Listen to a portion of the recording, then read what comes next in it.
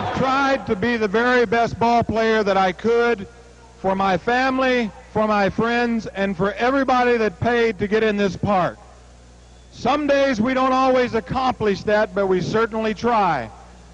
It was easier to do because you were here, because you were in back of us, in back of me. I feel like that you are here because maybe we tried that hard to be that good. We had great respect for baseball. We had great respect for Cincinnati. And I was just one small particle of a great number of teams.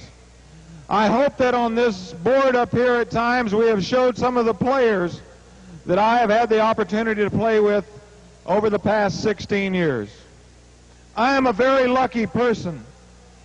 I am a very honored person and very grateful person. You have made this day complete. You have made it better than I could have ever written a script for. I thank you so much. My family thanks you. I appreciate you. And I'm going to try like hell to play good for you tonight. Thank you.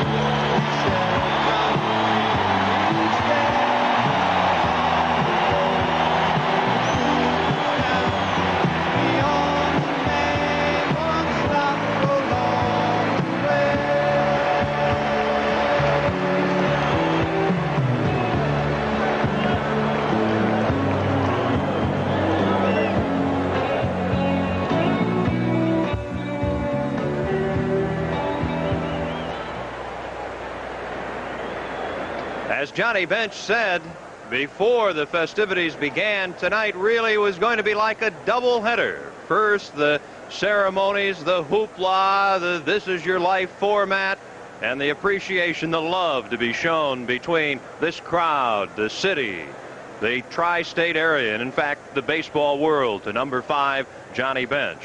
And now we're really between games, because Bench tonight, probably for the last time, will put on those tools of ignorance that we all talk about almost jokingly, but tools that he really has made very, very serious as the greatest catcher the game has ever known. Bench in a few minutes will catch for the last time in this great career. Boy, what a touching moment it has been here tonight at Riverfront Stadium. And you can see the 1983 Reds really taking part, enjoying it, along with Johnny Bench. So we're here at Riverfront, a capacity, in fact, standing room only crowd, clear blue sky overnight. You'd almost think it was the middle of July. The weather has turned out Johnny Bench-like, and we're getting ready now for the ceremonial first pitch in a few minutes. Mr. Bench, Ted Bench, Johnny's dad, who himself was a catcher, never in the pro ranks, but a catcher. He was the one who really has always served as the inspiration for Johnny Bench and the great success he has had in the world of professional sports, and in fact, just the world. So it's fun to be here, and it's one of those nights you'll say now, hey, you wouldn't want to miss it. And one of those nights that even tomorrow, a week from now, a month from now, a year from now, 20 years from now, we'll all say, hey, we were there on September 17th, 1983 at Riverfront Stadium when Bench saw great presentations, received funds for a scholarship fund, visited with his relatives, his old friends, and enjoyed the love between himself and the great fans. And wherever you are tonight, I know that you're just happy to be part of it. A ball game still coming up, and nice to welcome a number of our network stations, Dayton in particular. Nice to have you folks join us as Johnny Bench night really begins to unfold further here with the actual game tonight between the Reds and the Houston Astros. It's kind of funny because it's one of those situations where the game is really going to take second chair to the festivities, and the fact that Bench is catching. Probably tomorrow when the scribes write about tonight, they'll write first about how Johnny Bench performs in the ball game, secondly about everything that has occurred before the ball game, and probably the last bit of information that we'll enjoy Sunday brunch with will be, well, the Reds won or the Astros won. But tonight nobody really seems to care. It's just Johnny Bench night here in Cincinnati. I guess part of the irony of it was that Johnny Bench finally got a silver bat. I thought that was one of the more touching moments, and as if you can read reaction from an individual, and it's sometimes tough with John because he's so exuberant about so much that occurs, as he was throughout the festivities here in the past hour. He seemed to really be especially touched getting that silver bat, which is awarded annually in both leagues to the player who wins the batting championship. John, as we all know, has never won a batting championship. He's never come close to winning a batting championship, and he's always said, well, batting average wasn't that important to me. I hit home runs, I drive in runs, and the Cincinnati Reds win. And you think back, you look over his illustrious career, Bench had only one 300 season. That was 1981, which probably was the worst season of his career in many ways. He broke his ankle in May. There was a strike, and a lot of baseball games were missed. And that'll go down as his only 300 season. But for Johnny Bench, preparing now to catch for the last time in his career, well, I think that silver bat meant something special, and I wouldn't be surprised one day that on the mantle in the rec room at John's house here in Cincinnati, that silver bat will take a very special place, because he really has been a batting champion in more ways than one. The scout who signed Johnny Bench was here earlier before we got on the air, Tony Ribello. He was here, and also the very first manager that John had at Tampa in the Florida State League, Jack Cassini, was on hand. There was a recorded message from Boston, and former Red skipper Sparky Anderson, now with the Tigers. He had some very, very kind words. Also, Al Michaels was here, the Reds broadcaster in the early 70s. John getting the cap to Dad Ted Bench, and we're going to have the ceremonial first pitch. Also, Bobby Goldsboro from the entertainment world, a longtime friend of John, a fine recording artist, was on hand here at Riverfront tonight. That's Ted Bench, who's going to throw out the first pitch here on Johnny Bench night. Boy, if anybody is touched tonight, and we all are to varying degrees, I guarantee you this is really a thrill for Ted Bench to throw now in a big league field to John. Well, John said in a press conference before all this began, about 4:30 this afternoon, that to him, driving into the ballpark tonight, it was like an all-star game, a playoff situation, a World Series atmosphere. And it certainly is that. Mid-afternoon here in downtown Cincinnati, people were excited. Everybody was ready for Johnny Bench night. And it really is, though it's a summer-like night, the feel of autumn, that October feel here at Riverfront tonight. And, of course, so many Octobers graced by number 5 and the Cincinnati Reds over the years. So Johnny Bench ready to catch tonight. He will catch a youngster just coming onto the scene, Jeff Russell. Katie Bench in the foreground, John's mother. Also John's brother William Bench and his wife Grace on hand. Dean Ingram and his wife Carolyn from Oklahoma, probably John's best friend from back home. Greg and Marilyn Hahn here. Marilyn is the former Marilyn Bench, John's sister. They've all paraded here at Riverfront tonight on Johnny Bench night. Of course, the baseball bunch kids we saw, which gives you the, I guess, special feel of Johnny Bench. One of the things he was mentioning at the press conference was the fact that tonight, with this quote-unquote doubleheader, he would not get a chance to warm up in the bullpen with Jeff Russell. He would not, in fact, get a chance to warm up at all. And he said the biggest part of this night for him, baseball-wise, was going to be trying to get through the top of the first inning. As John said, I just hope Jeff Russell can get the Astros 1, 2, 3, because I know one thing, I'm going to be struggling back of the plate. You know, he caught recently here against the Chicago Cubs. And in that ball game on a Wednesday night, well, the old left hand and the old glove weren't quite what they used to be, and John really had a bruised hand, and that still hurts him a bit. But this is the last hurrah. This is the night that the adrenaline will flow just as if it was the first night at Crosley Field back in '67, or one of those first World Series games. So Johnny Bench gets the cheers again here at Riverfront Stadium. As we mentioned, Bench will be catching young Jeff Russell. Mike Madden, a left-hander who has beaten the Reds once this year at the Astrodome in Houston, will make the start for the Houston Astros. And as it turns out, the Astros really are out of the pennant race now, so this is a game that for both will just be remembered as the game played on Johnny Bench night. Now this capacity crowd ready here in Cincinnati for our national anthem.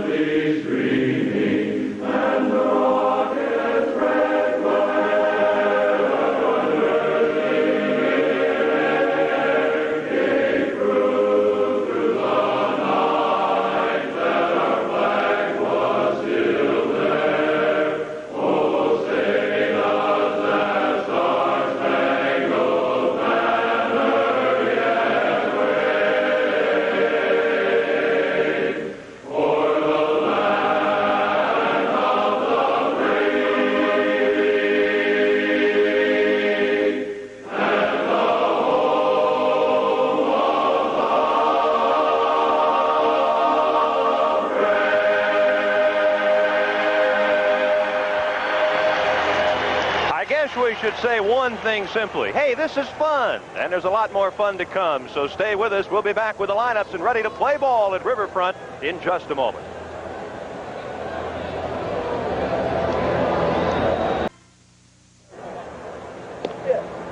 On this memorable night in Cincinnati sports history, let's take a look at the Reds defense.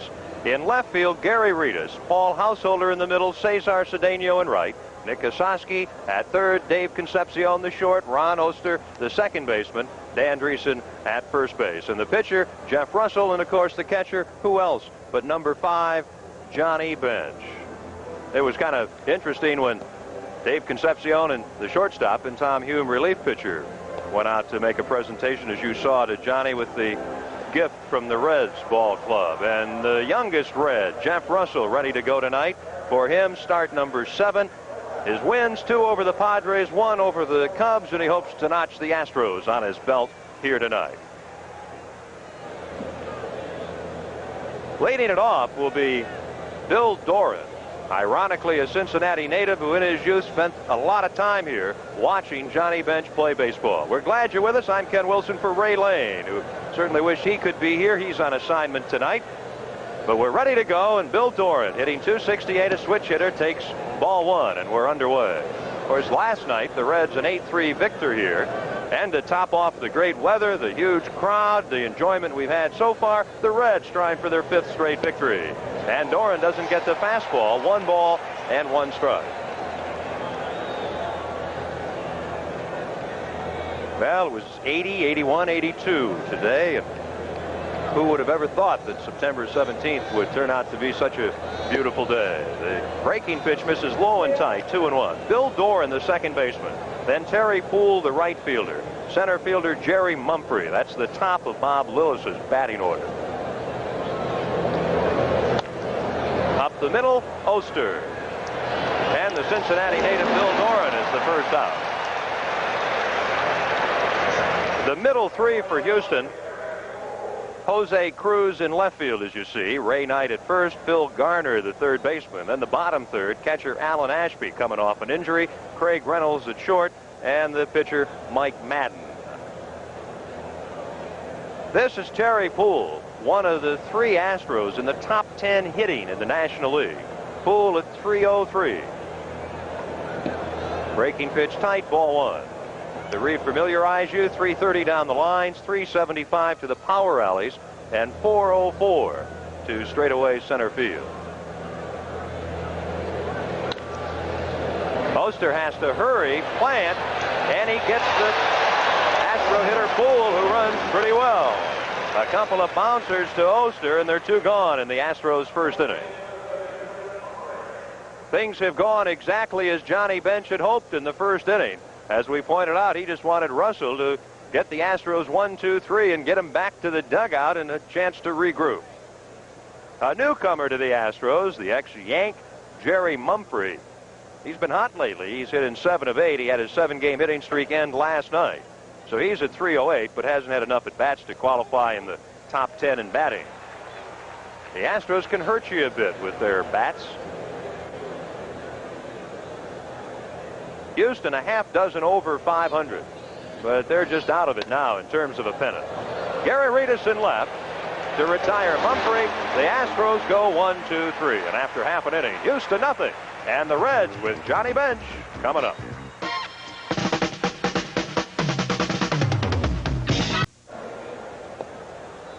Ken Wilson at Riverfront as Mike Madden tunes up to face the Reds in the bottom of the first. Reedus, Householder, and Concepcion. And one of the big surprises for Johnny Bench, as you look at the defense for Houston, Cruz, Mumphrey, Poole, Garner, Reynolds, Doran, Knight, Madden, and Ashby, was the fact that, well, the guy that many call the top baseball announcer in the country today, and I won't squibble with that, I'll go along with that, and why not, is Al Michaels was here. And I know it's nice for you to get back to Riverfront. Well, Ken, it was a very special moment, and I'm very, very happy that our game tomorrow is in Pittsburgh, and it worked out geographically for me, because I tell you, I still have goosebumps about over that ceremony. You think it's going to be that way, but you never quite know, and then it did take place, and I have a feeling that had Bench been taken around the stadium 5 or 6 more times and an announcement was made that the game was canceled, nobody would have cared. It was that great. It's kind of insignificant, the ball game, and the ovation he got when he got up to speak was remarkable. I mean, it's a night you don't forget. Well, he's a remarkable fella, and I was fortunate enough to be here in the formative years of Johnny's career and watched him mature. And beside the dramatics on the field, what he's meant off the field and what he's meant to this community is something extremely special. I think a lot of people, especially around the nation, overlook John Bench individual and see only John Bench baseball player. And here's a fella who has a lot of depth to him. He does, and he's a kind man too, and it's so important. He's a guy who gives as well as takes, and he understands who he is. And it's just been marvelous to watch his maturity as a player and as a person through the seasons. Gary Reedus is leading it off. One of the youngsters is really a new breed of Reds come along here in the 1980s, facing Mike Madden, who shut them down back in July at the Astrodome. And Mumphrey will put it away, and that's one down. So you're off to Pittsburgh. You're in the heat of the pennant race, where it seems as though you've always been in your career. I'm trying to find out what the score was today. St. Louis against Philadelphia. Did you hear anything? Do you think I'd know? Nothing. It really doesn't matter. You're right. Scores don't mean a thing in this town tonight. It belongs to Mr. Bench, and well, it should with the career that he has had.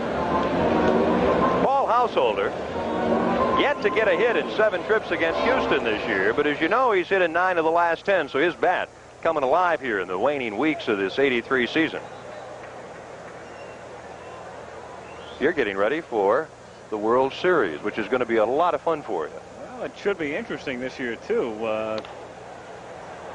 Baltimore, Chicago, of course, one of those two teams will be in it. Doran makes the play, 2 down. And in the National League, I don't know. Last night, I'm sure the folks here know, Mark Davis of the Giants shut the Dodgers out 1-0, beat Valenzuela. A lot of folks think it may be over, but I'm not so certain about that at this point. They have 3 games in Atlanta next weekend, and that teepee is back up. As you know. They're 1-0 with a teepee up. Ted Turner may be headstrong, but not always. Davey Concepcion, 231, not having the great year with a Wood, only 1 home run, but he's still been marvelous defensively. You saw Concepcion now, maybe even before his prime, and there's number 5 on deck. This is the first year I've seen Bench day in, or not Bench, but Concepcion day in and day out. I marvel at his defense. I never, and I'm sure he doesn't play now like he did 6, 7, 8 years ago. What a great shortstop he is. He's been very steady since, about 1973. I think that was a very big year for him. It's interesting to look at him now as the veteran on this team. He was the kid when the Big Red Machine was in its formative stage, and he was the guy they brought along. And of course, Tony Perez was very instrumental in Davey's maturity as a person and as a player. And now look at him. Yeah, it's amazing. I remember a banquet in the winter of 72, 73. Sparky was talking. He says, you guys just wait. Everybody wait. This young Davey Concepcion is going to be quite a player someday, but give him time. The crowd is sensing a walk here. I hope he gets one, too. I'd like to see somebody on to distract Madden when Johnny stands in. 3 balls and a strike on Concepcion with the big man on deck. Garner is tested. He'll have a throw, but not in time. So the table is set for Johnny Bench.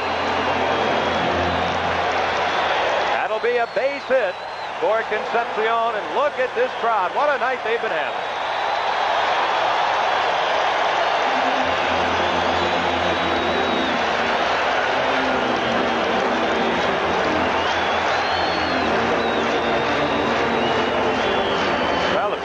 Blank and the pen is there. What kind of script is going to be written tonight? That's what everyone wonders.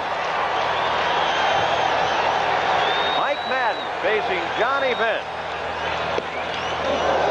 1 strike. He's not up there to hit to right. He's hit 388 out of National League ballparks, and number 389 is certainly wished for here tonight. And he's done well against Houston. 1-1. Of course, Johnny Bench did not exactly sneak into the big leagues. Everyone was waiting for the much heralded catcher. And when he made his major league debut in August of '67 at Crosley Field as a starting catcher, and he was in his first game, he was 0 for 3. 2-1. The plate umpire is Dick Stello, and I guess he'll give John just about every benefit of the doubt he can give tonight.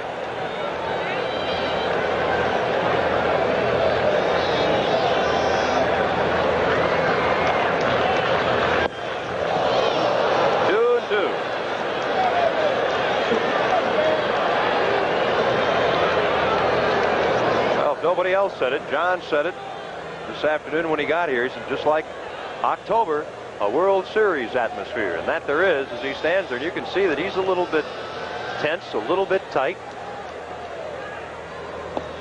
A full count on Bench. 2 outs. Concepcion at first. In the first, no score.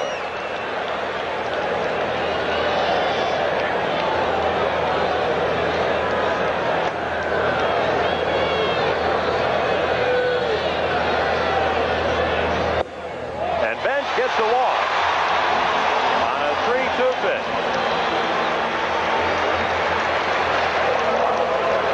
You're off to Pittsburgh, and you wanted to see one at bat. Well, you knew one thing. He wasn't going to get called out on strikes. Yeah. The 2-2 pitch might have provoked a little bit of an argument from Madden and Lillis at another time. But, well, Johnny's aboard, and, of course, he'll get a couple of more at-bats tonight. It would just be fabulous if he could hit one out.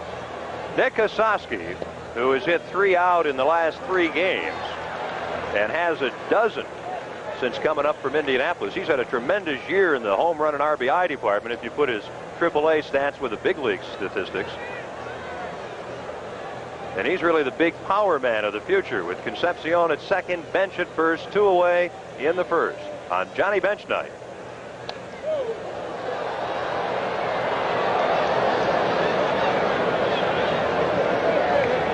Mike Madden, 7-4 with an ERA under 3. He's like so many young left-handers, been very erratic in the rotation, pitches well, then goes downhill, ends up in the bullpen. He hasn't started in 17 days. 1-2. You know, one thing you mentioned before, Ken, it's so important too. Bench didn't sneak into the big leagues, as you put it. Everybody expected big things from Johnny. He was much heralded when he first got here, and in a way, there's more pressure when you come in like that than if you sneak in. And so he certainly lived up to everybody's expectation. Boy, he had that surefire star label. 2-2. And he came up along around about the same time that another Oklahoman came up, a fellow by the name of Bobby Mercer. And Bobby had a very good career and ironically retired this year as well. They had a day for Bobby in New York, but he was the next Mantle. He fell a little bit short, but still a good career for Merce. Out of play. But there's almost no way you can win in that situation. The best Bobby could have done would be to be another Mantle, to have the same sort of career. He could not surpass Mick, I don't imagine. And then for Bench, it was pretty much the same thing. People expected Johnny to go to the Hall of Fame, and he's going. Yeah, he's done it. Cruz coming on, and he makes the catch. So the Reds and Bench, in a sense, are denied here in the first inning. No runs, 1 hit. The Reds leave 2, no Astro errors. And after an inning on Johnny Bench night, there's no score.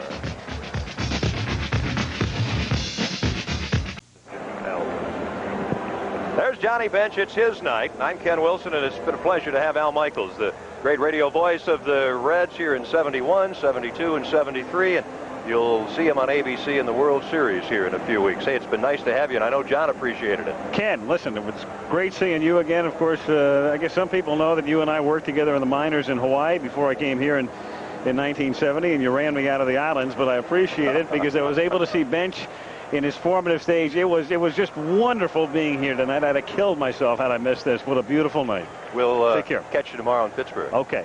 Al Michaels, the voice of baseball and other things, especially hockey and the Olympics on ABC television. We want to remind you this copyrighted telecast comes to you tonight through the courtesy of Multimedia Broadcasting, authorized under television rights granted by the Cincinnati Reds solely for the entertainment of our audience, and any publication, reproduction, or other use of the pictures, descriptions, or accounts of this game without the express written consent of the Cincinnati Reds is prohibited. And the announcers on this telecast are employed by Multimedia Broadcasting with the approval of the Cincinnati Reds.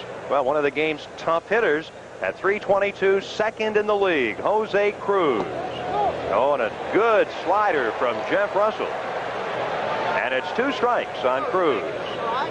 Russell 3-2 with a great earned run average of 2.03, his 7th big league start after going 5-5 this season at Indianapolis. 1-2.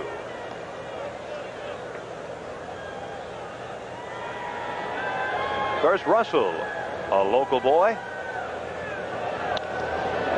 And as you would expect from a 322 hitter who's hit safely now in 22 of his last 24 games, Jose Cruz comes through. That's the first Astros hit, their first base runner. And it'll bring up another ex-Red, Ray Knight. No score, top of the second at Riverfront. Knight hitting .308, and that is 6th in the National League. The Georgia native having one of his finest years. The Reds in double play depth. Cruz has good speed, and he's a threat to steal at first. Strike one. The outfield shades a bit to right as Dreesen holds with Jose. After Knight, it'll be Phil Garner.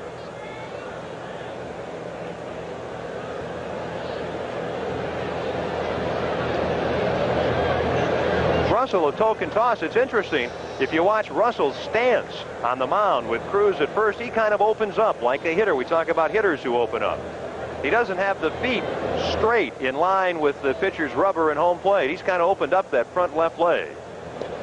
The breaking pitch, and it's a ball and a strike.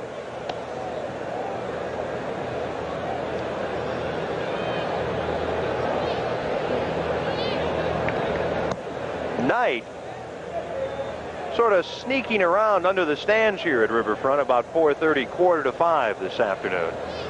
Bench to hold a media conference, and Knight was in the back. He kind of snuck in and was way in the back, and I really don't think anyone, including John, saw him. But Ray Knight was a very interested spectator at Johnny Bench's afternoon news conference. Of course, Knight came up with the Reds in '74, played here through '81. There goes Cruz on the 2-1 pitch, and Bench has trouble getting it out of his glove. And it's a stolen base, the 28th of the year for Jose Cruz. And that was one of the big questions. And it's been circling around in John's mind. Would the Astros really try to run him to death here on his own night? And make no mistake, the Astros are going to run when the occasion arises.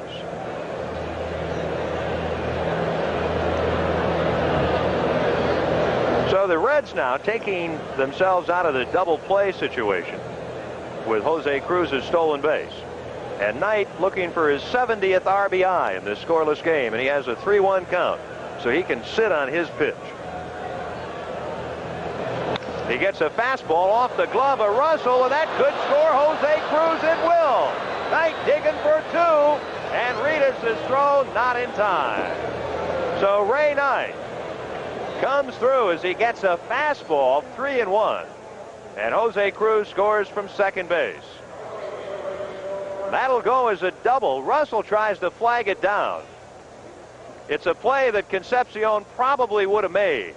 You can see Davey looked like he'd get a pretty good line on it. The Astros take a 1-0 lead, and Phil Garner will be the hitter. Breaking pitch gets away from Bench, and Ray Knight says, no, I'm just going to stay here.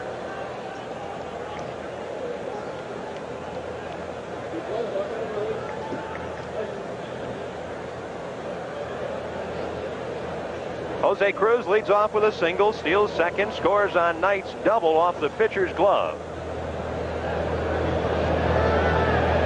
Garner, number 6 in the order. Fouls the fastball back. He's in the hole 0-2. Well, if you just joined us on Johnny Bench Night, we're certainly glad that you're here watching with us, because there is a capacity crowd here at Riverfront, and they enjoyed nearly an hour of ceremonies before the game.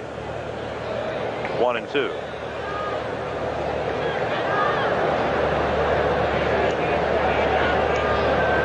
And the crowd tonight, important to Johnny Bench in more ways than one. Nobody out for Garner, trying to make it a 2-0 game. Certainly John appreciative, as he expressed, to the great fans who have come out tonight and watched him throughout his career. A little looper, a bleeder from Garner, fair ball. That'll score Ray Knight. A single for Garner to make it 2-0. And Phil Garner not hitting much for average, but that's his 74th RBI. So he's still the run producer that he's always been. 3 straight hits to start off the second inning against Jeff Russell. And Houston has a 2-0 lead. The batter will be Alan Ashby, the switch hitting catcher. His average from the left side is only .217, and he hasn't played in 10 days, mending with a spike wound. One of the things that Bench said in his press conference was that he, in the back of his mind, hoped that tonight would be the biggest crowd ever here at Riverfront. Ball 1 on the breaking pitch. The largest regular season crowd to watch the Reds here, ironically, was against Houston. And that was just over 53,000. 2-0. The largest crowd ever was for a World Series game in that memorable '75 season, and that was just over 56,000. So it gives you an idea of the numbers needed to make sort of a secret wish come true for John on his night. 3-0.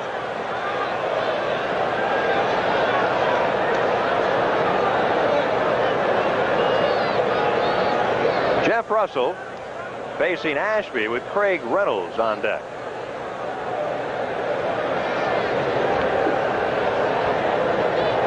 Reds looking for 2. And that's ball 4. So Russell is really in a heap of trouble.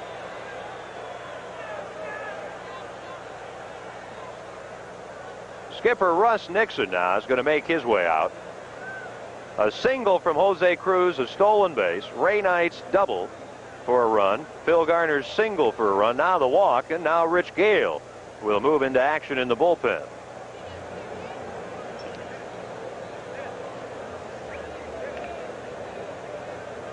Of course, Russell, as we mentioned, a local boy, a grad of Wyoming High School,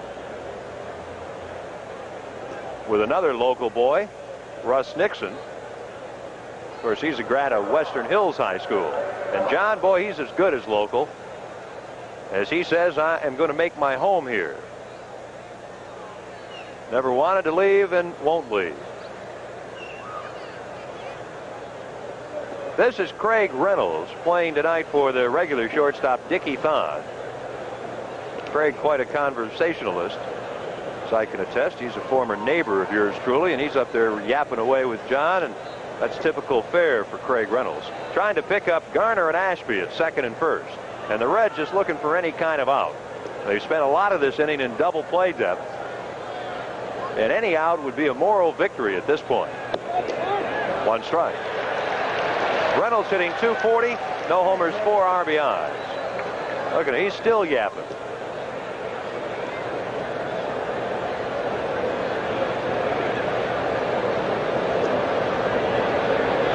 Reynolds, line drive, ground ball kind of hitter.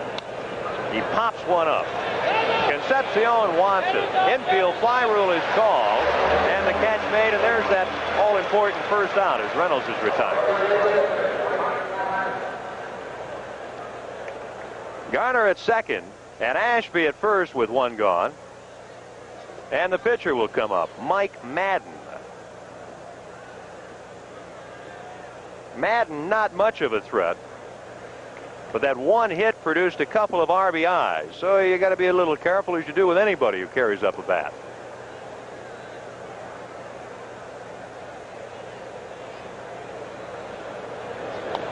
The bunt, and Bench can't find it. It spins away from him.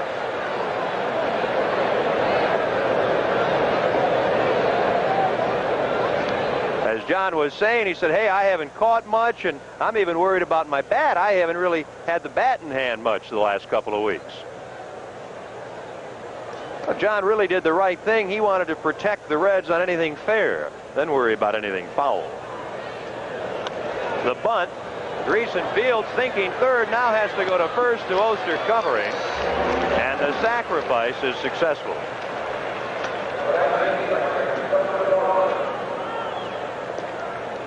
So Ashby at second base. Garner is over at third. Here's the play by Dreesen. Now he thinks third. This is where Russell has to be helping him. The pitcher, Jeff Russell, really has to call. You don't have time most of the time to take a look and go all the way around to throw to third and then swing back to first. So the pitcher has to direct a lot of traffic. Well, Bill Doran in the first leading off the ball game bounced out. Young man who, like Russell, is from the area, from Mount Healthy High School. Bill Doran. There's a strike. Good fastball. This young man was quite an athlete.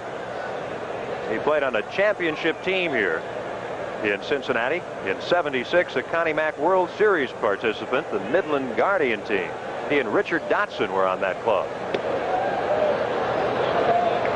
There's what a year Richard Dotson, his ex-Cincinnati amateur teammate, is having in the American League. He is already an 18-game winner and headed for the American League Championship Series with Chicago. 2 outs in the dirt, and Bench does a great job blocking that pitch. 2 balls and a strike. That saves a run right there. How's John look? He looks a little weary. Look, like, what inning is it?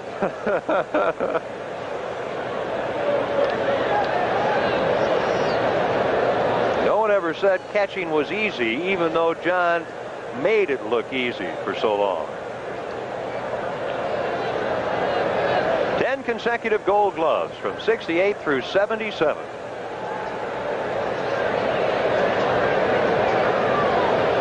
Second inning, the Astros have scored 2 with 2 outs, 2 in scoring position, and Doran up there now 2-2.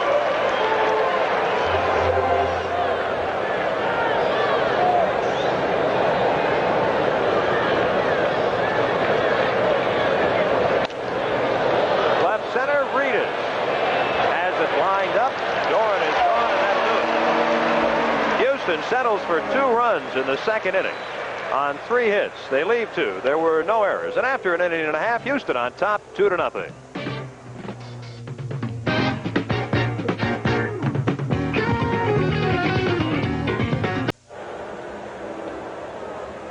The Houston Astros just wishing they had more time left, and also wishing they hadn't started the year 0-9, because they are 8.5 behind the first place Dodgers in the West, 5 behind second place Atlanta.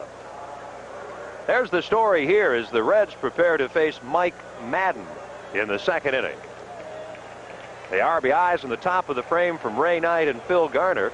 Madden trying to notch his 8th victory of the year, trying to beat the Reds for the second time. Dan Dreesen leading the club with those 51 RBIs, tied with Ron Oster, who will hit 3rd in the inning. Cesar Cedeno will be sandwiched in between. Dreesen takes ball 1.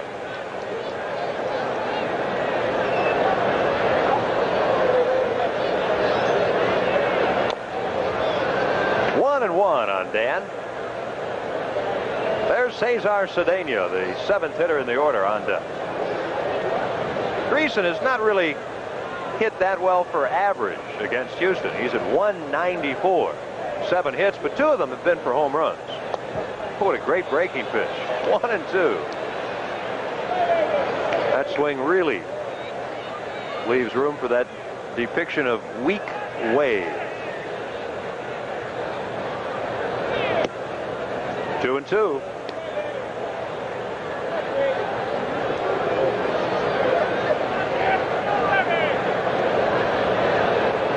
So with Bench retiring, Dreesen as well as Concepcion really moving into a place of seniority on this club. He went around, according to third base umpire Joe West, and Dreesen is out of there. First strikeout victim for Madden, 1 out in the second.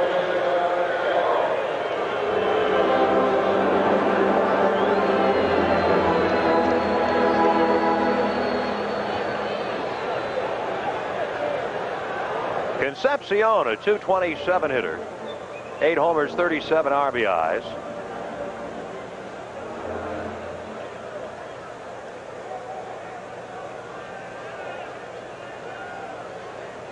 Cesar Cedeno, I may have said Concepcion. Cesar Cedeno, and he takes a ball. Concepcion, speaking of Davey, has the only Reds hit off Madden. That was a 2-out infield single in the first, which brought up Johnny Bench. He walked on a 3-2 pitch. 2-0 on Cedeno. Ronnie Oster on deck.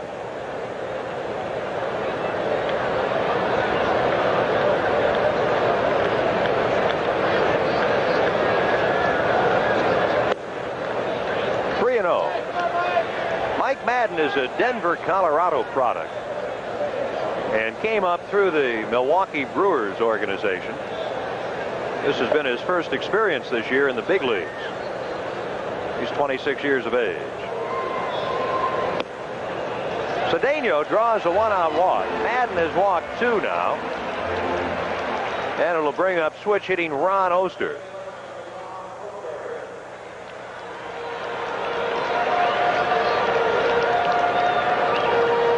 At 259 from the left side. He's much stronger than the right. He's hitting only 227 as a right-handed batter. Checking in with Ron Plaza, coaching at third. So the Reds trying to muster a little excitement here in the second from the bottom of their order. 1 strike.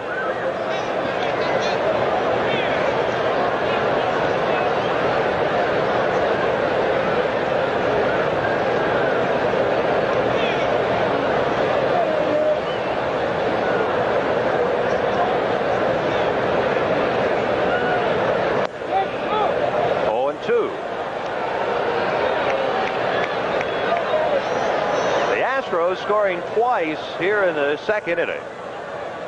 They lead the Reds 2-0. Cedeno aboard with 1 out. That's Ray Knight holding him on. And Madden in the middle of the diamond tonight for Houston. To right field, Terry Poole. That's the second out. Cedeno back to first. And it'll bring Jeff Russell up here in the second inning.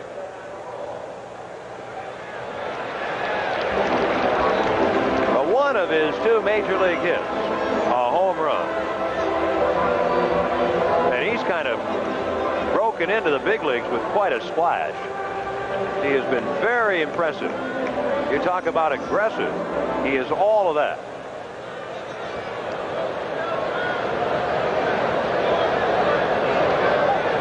Two down in the Reds' second. There's that aggressiveness. Boy, he does the same thing at the plate as he does in the mound. You can just see him with that feel. Give me the ball when he's out in the mound. Just give me a bat. I'll do some swinging up here. I'll take a whack at that thing.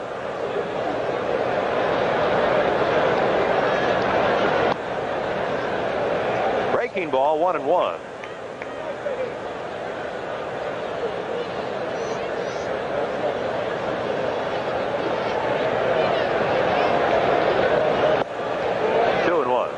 Interesting alignment in the outfield for Houston. Cruz is rather deep in left and straight away on Russell. And Mumphrey is extremely shallow in center, shading to right a bit, and so is Poole. He's quite shallow. A base hit. Cedeno will hold on, and the Reds have their second hit. And for the second consecutive inning, the Reds have 2 on with 2 out. Russell at first, Cedeno at second. For Gary Reedus. Last inning, they had Concepcion at second, Bench at first with 2 down for Osaski. He stung the ball, a sinking liner to left, but Cruz made a nice catch charging in.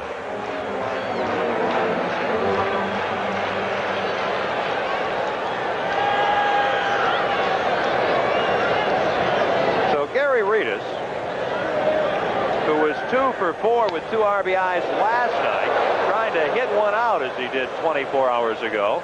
He hit his 16th here last night, as Milner and Osaski had 4 baggers also.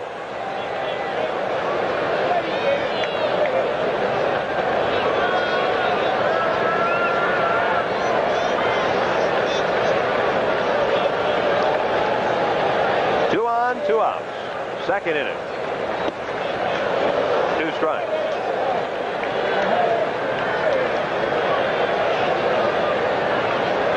Ted Vargo, the second base umpire with Cedeno out there.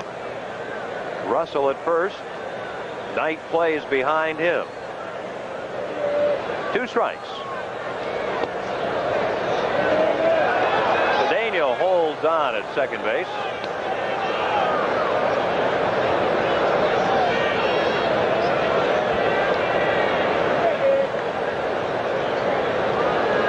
Well, the Astros have had a fine year when you think of that miserable start they had. They've been in contention and technically still are. Their manager, Bob Lillis, has a new contract a couple days ago, socked away in his pocket. So he's set to return. There's strike 3. Reedus is out of there looking. 2 strikeouts in the inning, 2 in the game for Madden. No runs, a hit, 2 left for the Reds. They've already stranded 4 and no Astro errors. And after 2, Houston on top by 2.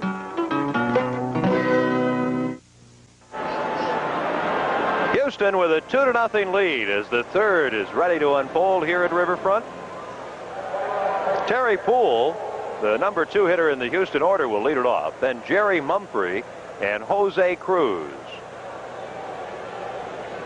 Ken Wilson along with our producer director Lou Rainoni. And it is nice to be at Riverfront. Of course, most of our telecasts in this 83 season have been other than here. Our third telecast unscheduled, but Johnny Bench night, and your demand certainly warrants an appearance for us all as Poole fouls it back, 1 strike.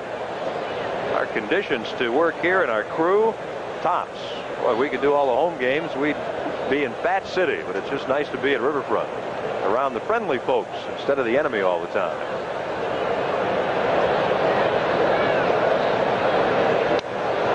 Russell ahead of Terry Poole, 2 strikes.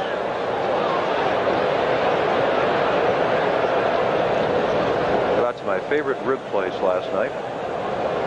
Montgomery Inn. Haven't had to eat all day. Still 2 strikes. I guess that's one of the glories of going around the country. Because you do get to see a lot of towns, a lot of ballparks, test a lot of restaurants, and I am a rib fanatic. Down the line and left. Long run, and it's a foul ball as Reedus can't quite get to it. People in Kansas City tell you that the best ribs in America are in Kansas City. Arthur Bryant's, where even presidents have eaten. People in Chicago will tell you that the best ribs are there, and there are some good ribs. Best ribs. Montgomery Inn. No doubt about it. Oh. Delicious. That's true. I had to pay too. So you know it's on the up and up. Terry Poole's out of there. His bench holds on to that one for Jeff Russell. That's his first strikeout. So 1 down in the third.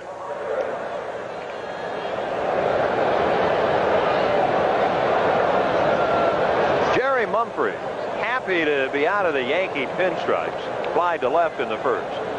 Boy, there seems to be a lot of unhappiness in Gotham again, surrounding Yankee Stadium and Billy Martin. 1 ball. The rumors that George Steinbrenner may be ready to cashier number 1. His third tenure as a Yankee manager could end soon, or so the rumors go. 1-1 on Mumphrey. Mumphrey was just not that excited about playing for the Yankees. Now Goose Gossage, who can become a free agent, is talking about leaving the Yanks if Billy is still there.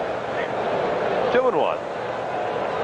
And I guess former Red Ken Griffey, who was certainly a part of the glory days here, wishes he was probably back here rather than at Yankee Stadium.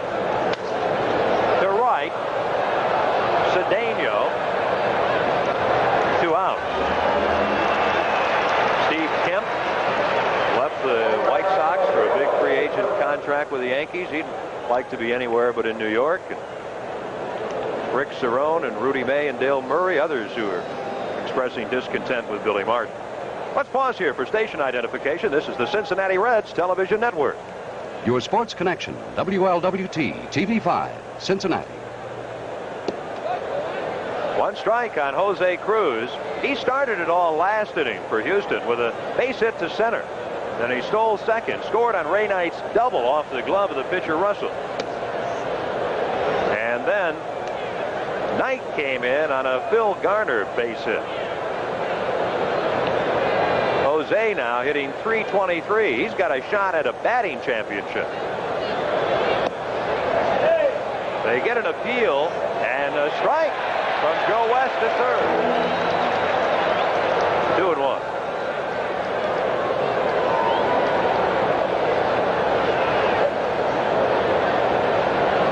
Bill Madlock at .324. Jose Cruz at .323. And that's it. And Jose knows it. A 1-2-3 inning. 2 out of 3 in that fashion for Russell, and he has struck out 2. We go to the bottom of the third, and the Reds trailing the Houston Astros.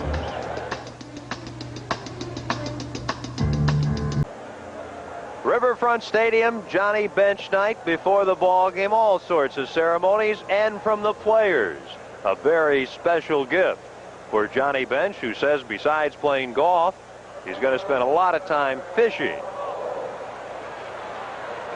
And just what John would order for fishing, he's ready to set sail with a bass boat. So he's all set to go now. Reds third, Paul Householder. He rips it, but bumps it foul. One strike on Paul, who popped to second in the first inning. Householder, Concepcion, and Bench here in the third against Mike Madden.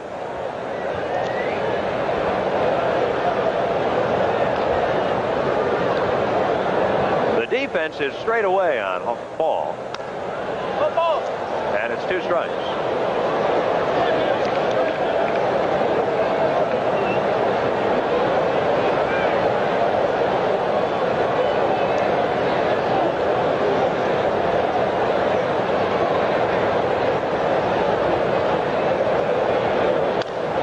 Base hit. Householder straightens one out, and he's hit safely in 10 of his last 11 games. For the Reds, 1 in each inning. Concepcion, who's coming up here, an infield single in the first with 2 outs. And the pitcher, Jeff Russell, a sharp single to center last inning with 2 outs.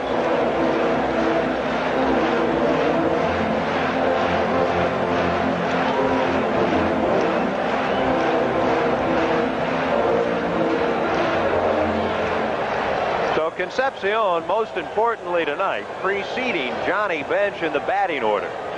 And the Astros in double play depth.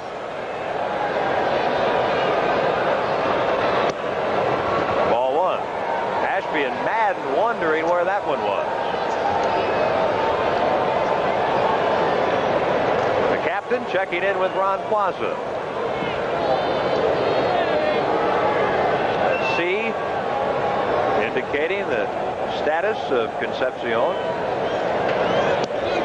There's a strike, 1-1. I understand some football teams now are going to put C's on the sleeves of some of their players who are co-captains or captains. The only existence of it in Major League Baseball is right here with our Reds. Good curve, off-speed pitch as Madden pulls the string 1 and 2. There's Bench on deck. The sport that utilizes the C to designate the captain, of course, is hockey, where it's formed for all teams. Out of play, 1 and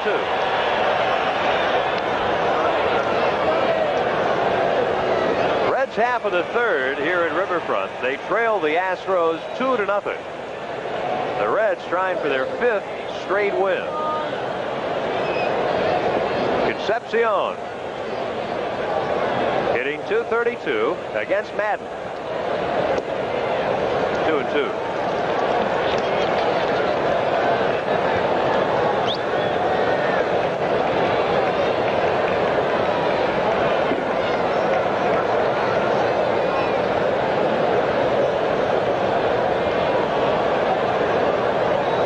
Householder aboard, nobody out. In foul territory, Knight runs on a roof.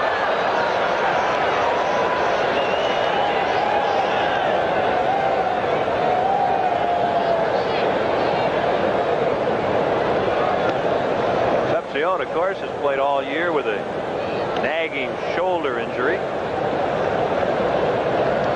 In his 14th Major League season.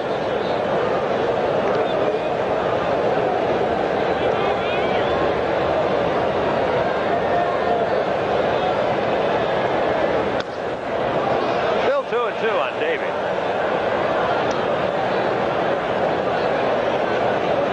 He seemed to feel some pain on that swing, fouling that one off. A little jarring pain. Looked like he just kind of walked it off a little bit.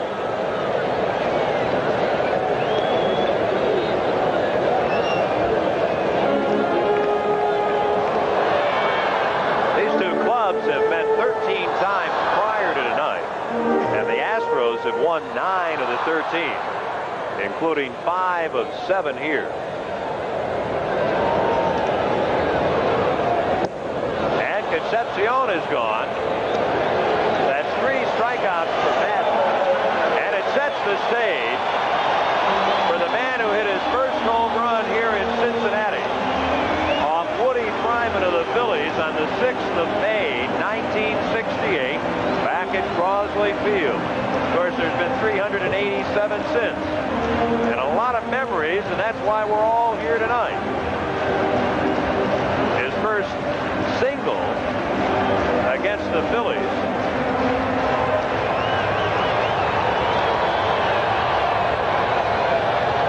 And that was off Chris Short, another left-hander. That's Davidson, the umpire at first. That was a strike.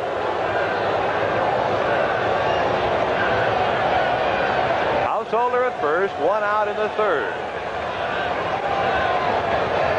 There it is, deep to left. Cruz going back, and it's gone. Oh my, a home run for Bench on his night. Look at John, number 389, and this crowd capacity is going crazy.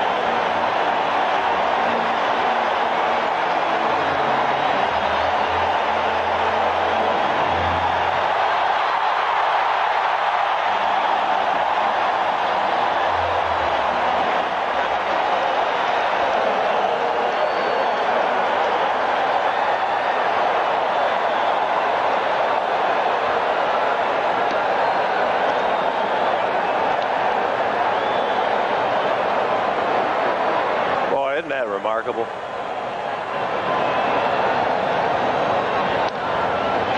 Nick Ossowski, a base hit. The Reds have tied it at 2.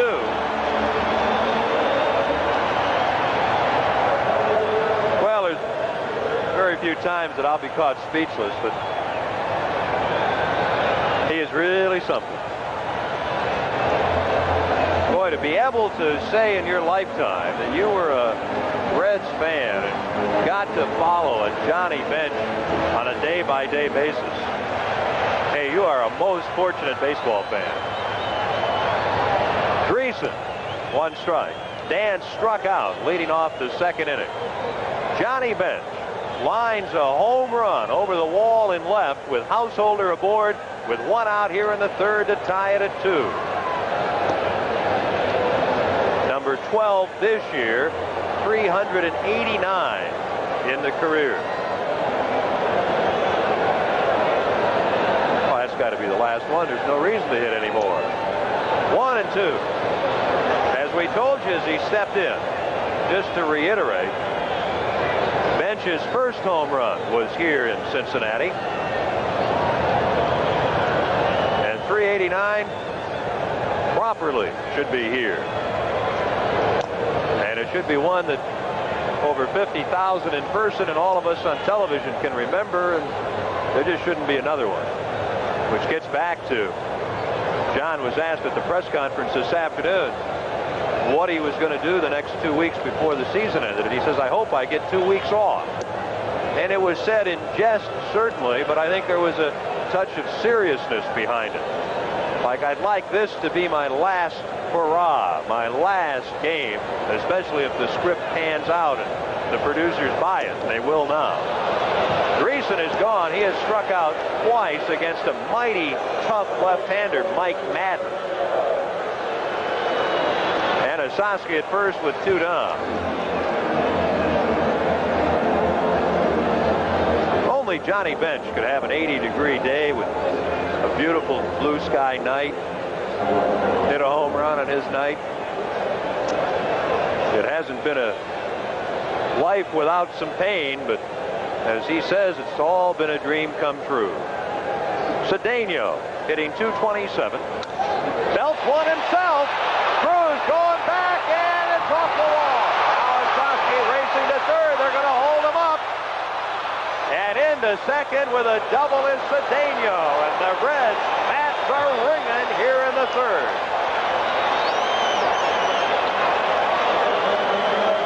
The crowd hardly able to recover from the drama and excitement of Bench's 2-run homer to tie it. And the likes of Osaski and Cedeno keeping it going. That's 4 hits in the inning. The Reds now have out-hit Houston 6-3 in this 2-2 contest. Ron Oster flying to right his first trip, an inning to go. And they're going to walk Oster to pitch to Jeff Russell, who's 1 for 1.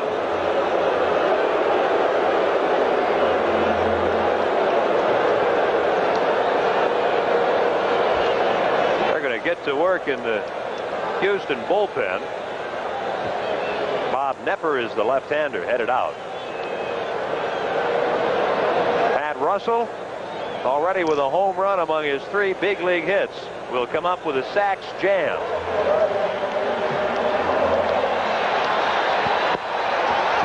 At third base, Nick Osaski. Cedeno at second. Oster with a free pass at first.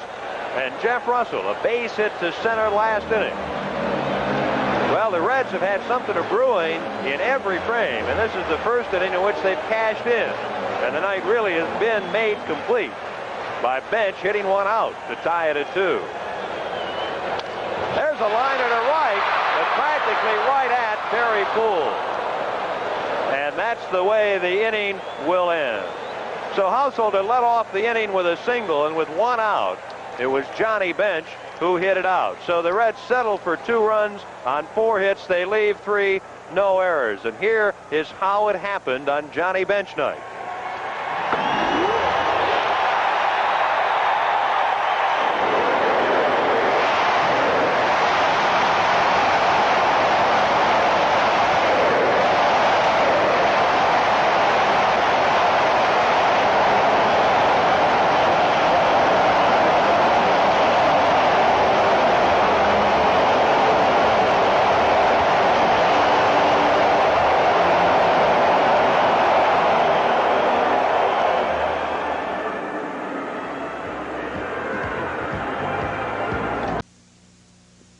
A portion of the Cincinnati Reds baseball game is being brought to you by Frisch's. We never forgot what a restaurant ought to be.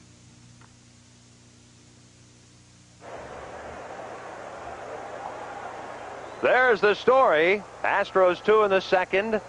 The Reds 2 in the third on Johnny Bench's 389th home run. Dennis Walling is going to hit. Johnny Bench getting a standing ovation, as you might expect, when he came out to his position. And Dennis Walling, the first baseman, going in for Ray Knight coming up.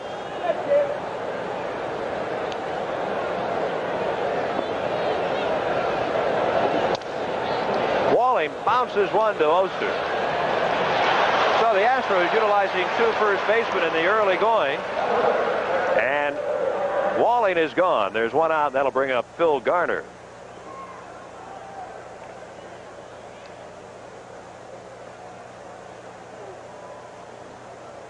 Garner, an RBI single in the second inning.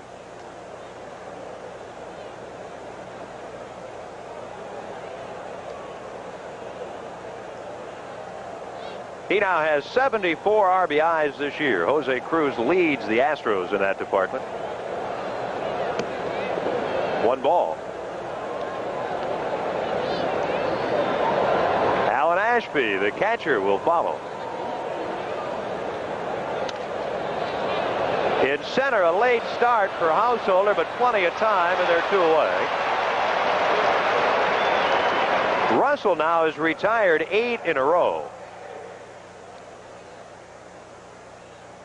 After Garner's RBI single in the second frame that made it 2-0, he walked Ashby. So here comes Ashby again.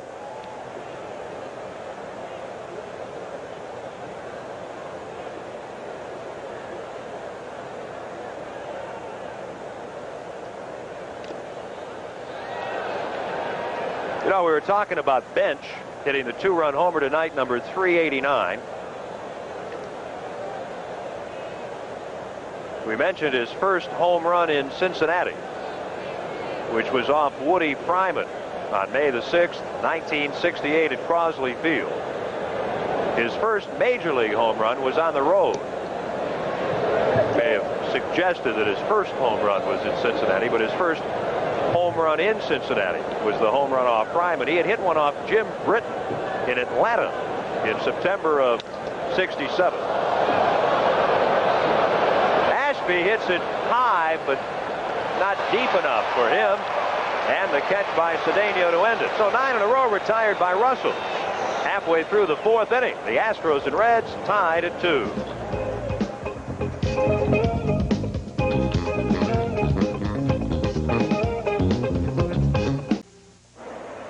It'll be tough to beat, but another big day here at Riverfront tomorrow afternoon. It'll be Team Picture Day. And if you're at the game tomorrow, you'll get an 8x10 color photo of the Reds' official team photograph of '83. Add to it, put it in your collection.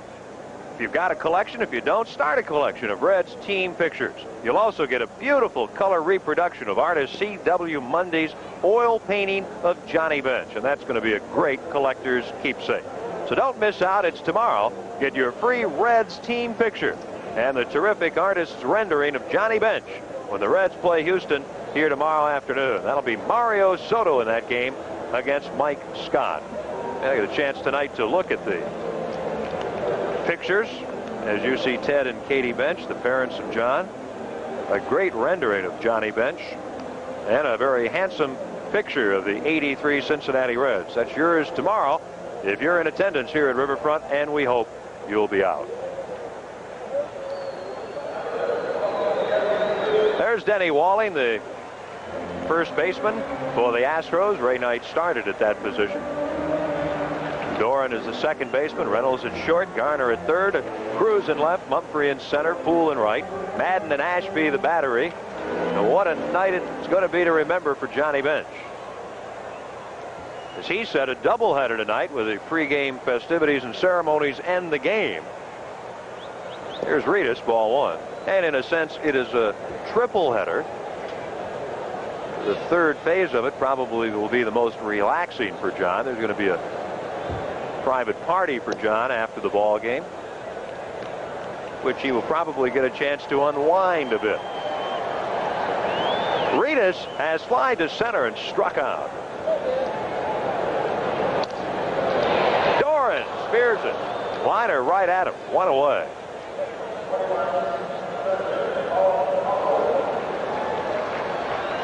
Boy, Doran's played well for Houston. He's an up-and-coming ball player in this league. He's really hit in the second half. Good-looking second baseman. Householder led off last inning with a base hit to left. That ignited the 2-run frame, and the Reds almost got more, leaving the bases loaded. Strike 1. Well, everybody talking about the Atlanta Braves trying to catch the Dodgers now in the West. Braves started play 3.5 back. And Both Atlanta and the Dodgers lost today. Going out is Reynolds. Craig under it. And that's the second out in the Reds' fourth. Atlanta lost to San Diego 2-1 in Atlanta. And the Dodgers were beaten in San Francisco 4-1. Thus the Dodgers remain 3.5 in front of Atlanta. They still have 3 together in Georgia. Boy, 3.5 back at this stage is a long way back. Concepcion, infield single in the first, struck out last inning. 1 ball.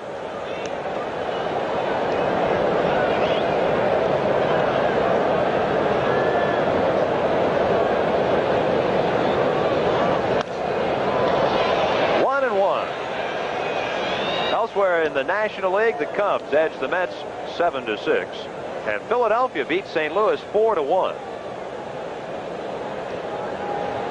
That drops the Cards back by 4.5, which makes their chances of defending their championship slim and none.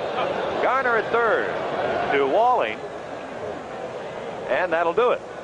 Reds go 1, 2, 3. First time they have gone in order tonight. We'll go to the 5th inning. All tied at 2.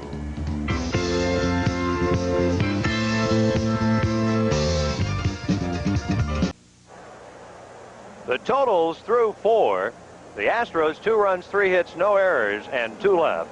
The Reds 2 runs on Johnny Bench's 12th homer of the year, number 389 in the career.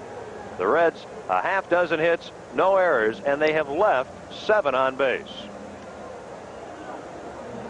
Of course, the Reds, talking about pennant races, are not in a pennant race, but they are in a race to escape the cellar. And tonight, the Reds need a win to remain 1 game behind 5th place San Francisco. The Giants moving to within 15 games of the Dodgers with their victory this afternoon over Los Angeles. So the Reds, if they can win their 69th of the year, will move to within 16 of the top, which is not important, but still remain 1 game behind San Francisco. Craig Reynolds popped to short in the 2nd inning. Strike 1. Mike Madden, the pitcher, on deck, then Bill Doran. Russell has pitched very well. He's had 3 perfect innings. The second's kind of spoiling the party, though. He gave up 3 hits in a row for 2 runs from Cruz, Knight, and Garner. 1-1. I'll be very surprised if the Reds do not finish in front of the Giants. Been a tremendous second half. Reds have played just about as well as any team in the league since the All-Star break. Reynolds, who has little power, bolts it. Cedeno at the 375. Parker has it. 1 out. So Russell now has set down 10 Astros consecutively, and the pitcher Mike Madden will check in. The Reds and the Giants have a date here during the final homestand when the Padres, Dodgers, and Giants will all be in. That'll be the 23rd through the 29th, and there'll be 2 meetings here between the Reds and the Giants. So the Reds will have some say on their finish. 0-2.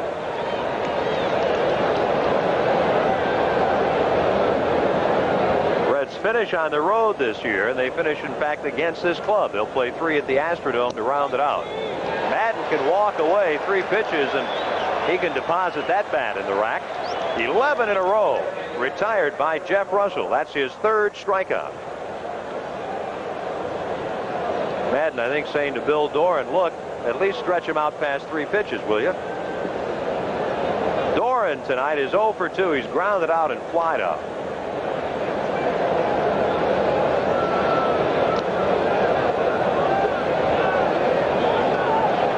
Played his high school ball under Coach Dick Goodpaster at Mount Healthy.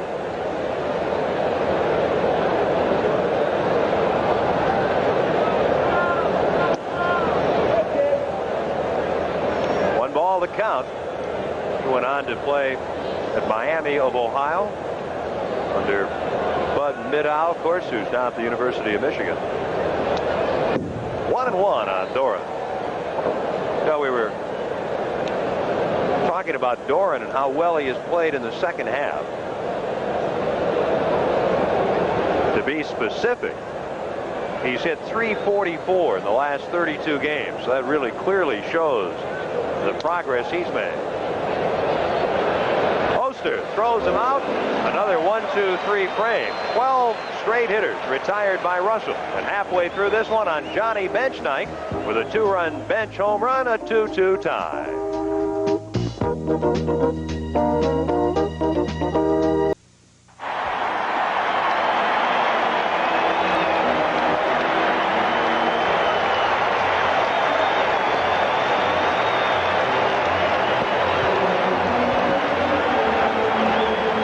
At Riverfront on Johnny bench night.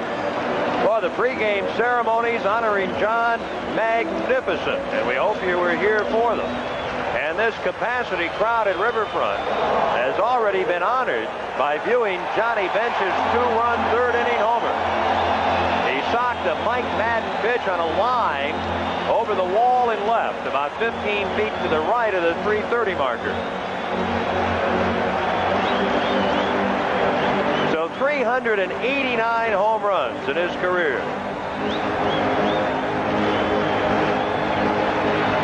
Well, the man simply has magic. John says, I've spent my entire life playing baseball. Now I'm going to open some new doors. 1 strike. Bench is one of those fellas, you spend any time around him, you just know that no matter what he had ever done, even if he hadn't played baseball, he would have been very, very successful. He checked his swing, 1-1. Of course, he's always been proud of what he has done as a catcher.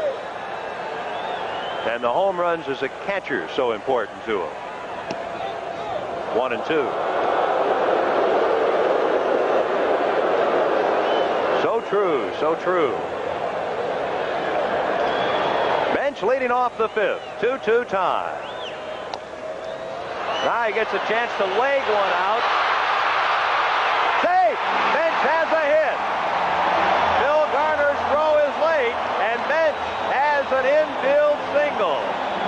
Boy, you almost felt, and this might be adding more drama than this event deserves, that Garner was going to take an extra step and lob it rather than gun to first. You watch for yourself.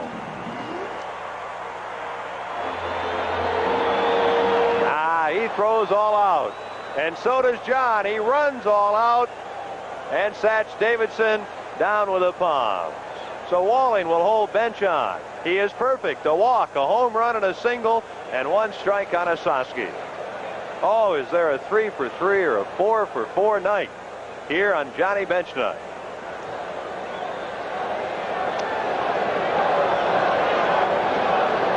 Osaski already has a hit. 1-1. Over the American League today, Toronto blasted Minnesota 13-3. Boston shaded Detroit 3-2. So the races are over for all practical purposes in the other league. 2-1. In fact, at Comiskey Park tonight, the Western Division race can officially end. If the White Sox beat the Mariners, the White Sox, sitting on a magic number of 1, will have won for the first time since '59 when they played the Dodgers in the World Series. 2-2. Or if Kansas City should lose tonight at home, they're hosting Oakland. That would also end officially the American League West race. But for all practical purposes, you can pencil in the White Sox and the Baltimore Orioles over in the other league in the championship series. There's Les Moss, who almost caught that foul. He had to duck out of the way at the last minute. Full count on Osaski. Bench at first, nobody out in the 5th. Well, bench is just going to have to be mentally drained, to say nothing of physically exhausted when this night is over. Garner could be two. Doran still walling. The double play around the horn. So 2 outs in the Reds' 5th. All eyes certainly on bench tonight.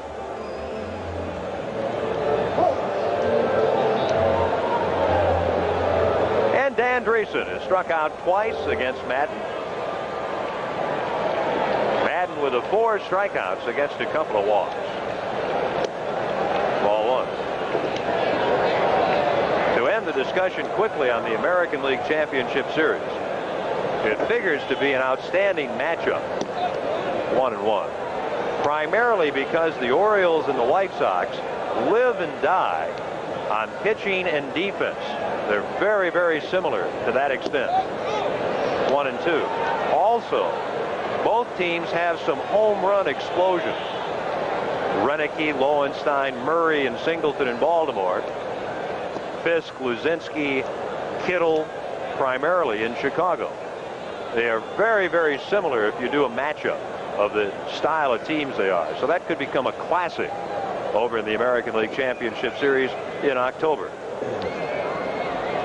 2-2 the count. Dreesen the hitter. 2 outs. Nobody on in the 5th. Madden to end the inning. No runs a hit. Yes, it belongs to bench. No errors and nobody left. The bench family, they were here in number tonight during the pregame ceremonies. 5 complete, still tied at 2.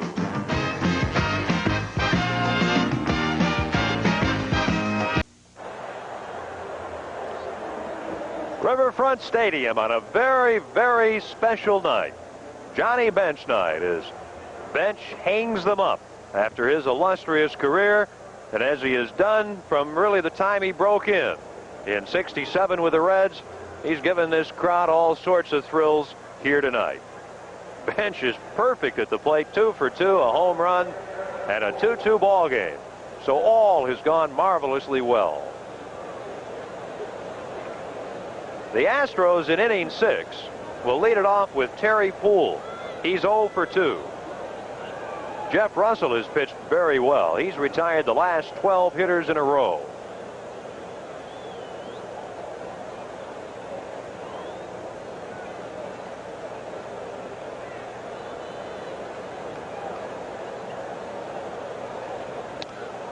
Concepcion gloves it. Poole's gone. 1 pitch, 1 out.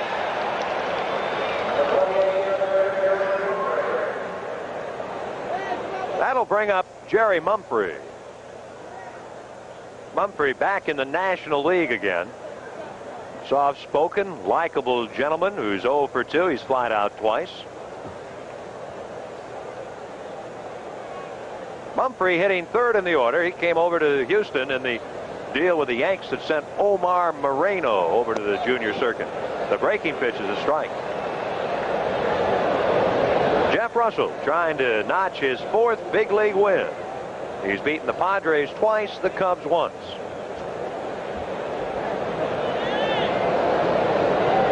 Russell has walked 1 in 5 1/3. 2 strikes the count. He's a pitch away from striking out Mumphrey. He's already fanned 3.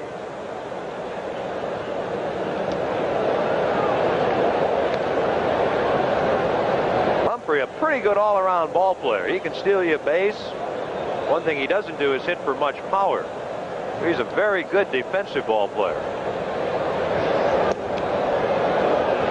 1-2.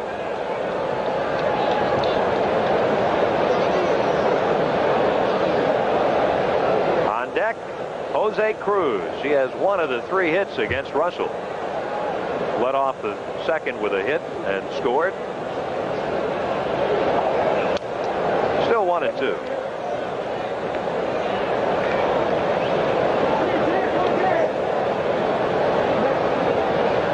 Tomorrow the Reds and Astros conclude this series. Hope you'll be out. Receive a Reds team picture and a reproduction of the outstanding portrait of Johnny Bench here tomorrow afternoon. Slug to left field deep. Reedus, a good jump, but can't catch up with it. Mumphrey will go for extra bases. And that'll be a double for Jerry Mumphrey. And he's hit safely in 8 of the last 9 games.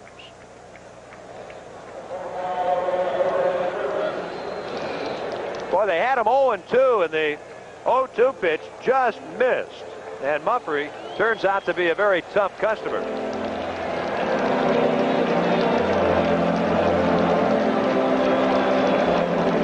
Applause in the background. Welcome to A.B. Happy Chandler, former governor of the great state of Kentucky, and of course former commissioner of baseball. There's Happy.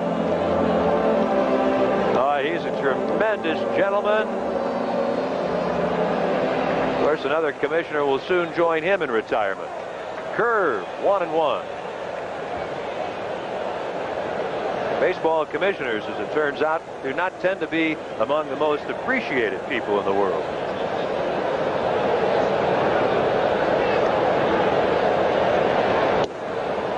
One on Jose Cruz, the Astros cleanup hitter. He had that single in the second, stole second base, scored on Ray Knight's double. Then Knight came in on Phil Garner's hit for the 2 runs off Russell. Bench out to the mound. Of course, he won 10 consecutive Gold Gloves from 68 to 77. And that might be more remarkable than any of his accomplishments. I think you generally think of offense when you think of Bench. But when you really study this great player, his defense might in the long run and the final analysis override his offense. And that would really be saying something. 1 out. 3-1.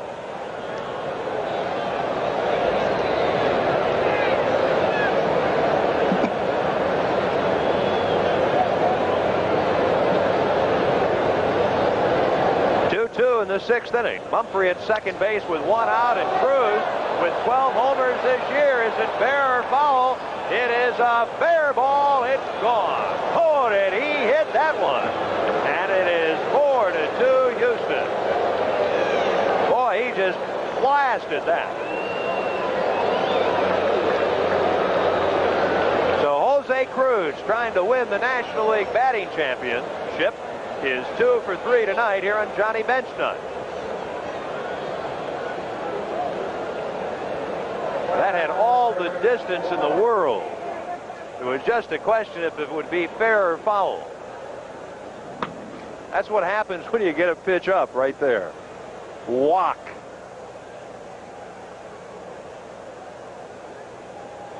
That just kept going and going way up in right field. Ball 1 on Dennis Wally. He hit for the first time in the 4th and grounded out. Now, you think of the Astros, you oftentimes don't think of home runs that much because they play in the Astrodome. But they hit a lot of them on the road. Ossosky, not quite. A good effort by Nick, but he couldn't quite come up with it. And it's a ball and a strike. In fact, all year, the Astros at home have hit only 24 home runs. Certainly a remarkably low number. But they have now on the road hit 66. So when you ever look at Astro players and their home run totals, you got to sprinkle a little salt on it, because you just aren't going to hit that many at the Astrodome. A gapper between Reedus and Householder. A little ricochet off the boards. Walling will hold on.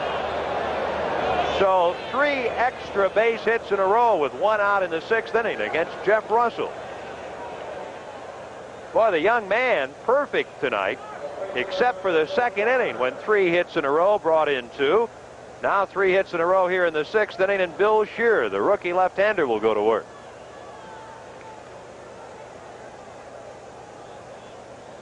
And Bench with an evening of pleasurable work out to calm down the youngest member of this 83 Reds team. 4 runs, 6 hits now for Houston. 2 runs, 7 hits for the Reds. Only 1 out. Walling at second for Phil Garner, who already has an RBI. A foul ball.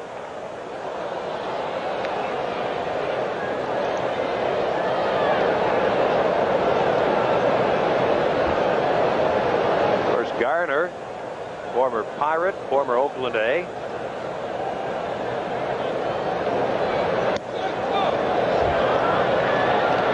Two strikes.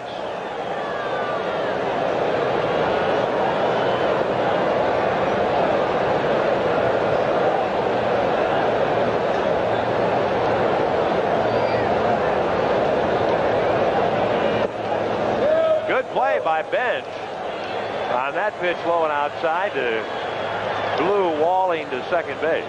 1-2. Walling can become a free agent at the end of the year, as can Art Howe, who's been out all year with injuries. So the Astros with a decision especially to make on Walling. Of course, the Reds do not have any players eligible to become free agents at the end of the campaign. Broken bat Tapper.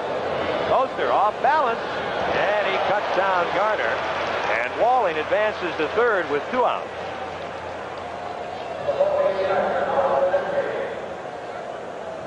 Nice play by Oster on this one. Good pitch by Russell. Goodly position. Down and away, and look at Oster. This is a tough play because you're not in a position where you can plant to throw. And he does a very good job. Alan Ashby has walked and flied to right, appearing for the first time in 10 days. Deep to center. Householder. What a tremendous jump Householder got. That looked like it would go over his head, but he takes extra bases away from Ashby. 2 runs in the inning. A 2-run Jose Cruz homer, 3 hits, a runner left, and a score of 4-2 Houston after 5½.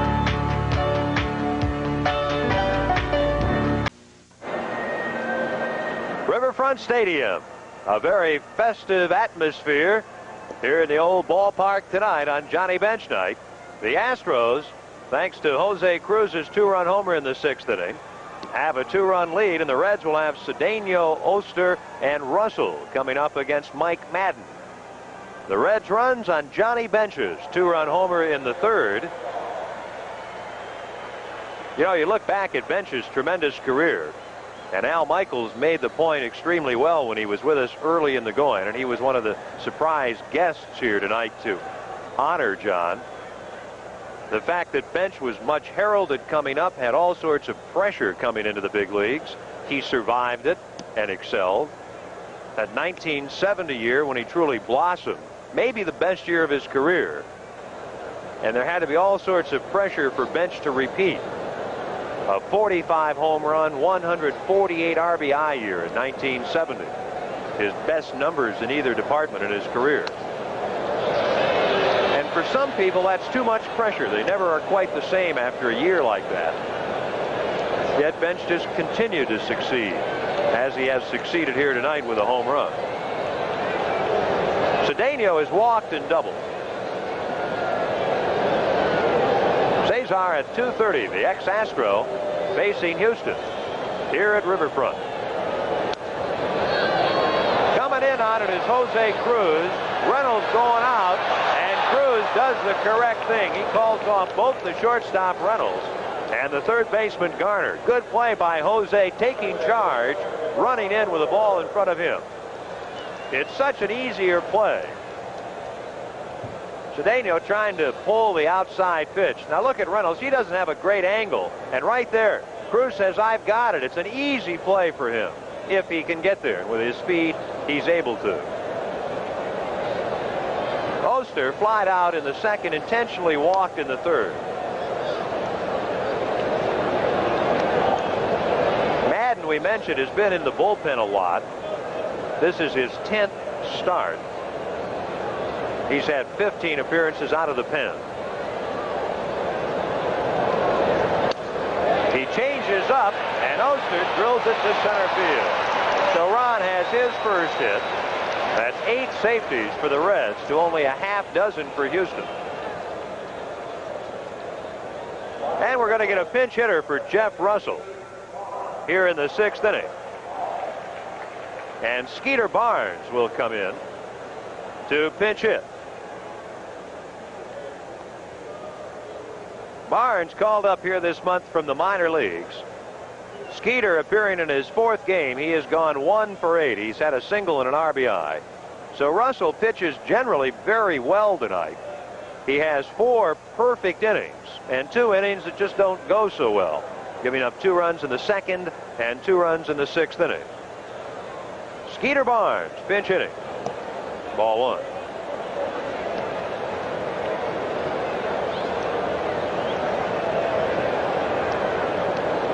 Skeeter, a local boy.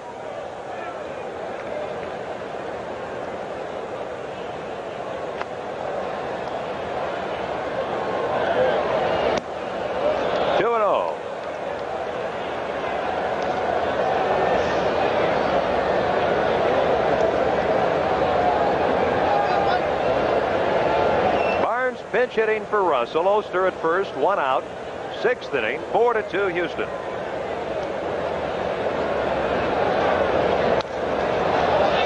Barnes fouls it away, and it's on the roof. Neither Walling nor Ashby, with Madden directing traffic, could come up with it.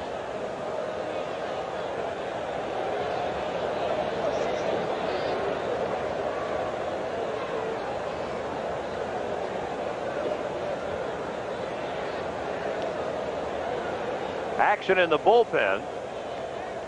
The left-hander is Frank DePino, and the right-hander is veteran Vern Rule. Skeeter Barnes out of Woodward High School in the University of Cincinnati, trying to get something done as a pinch hitter. 3-1.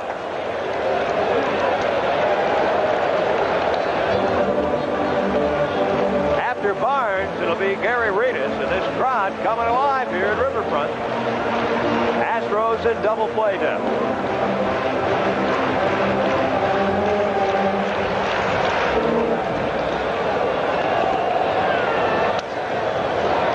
Down the line and right, it'll go out of play. For Mike Madden, just about every inning has been a struggle. The Reds got 2 on with 2 outs in the 1st. They got 2 on with 2 outs in the 2nd. Unable to score either time. There's Jeff Russell being lifted here for the pinch hitter. Then the Reds got their 2 in the 3rd on Bench's 12th homer of the year. He had a 1-2-3 inning in the 4th. Then Bench led off the 5th inning with a single, a double play ball, and a bouncer. Got Madden out of it. Now a 1-out single here in the 6th, and he's on the ropes a bit again. Barnes needed a new bat, so he makes his way back to the plate.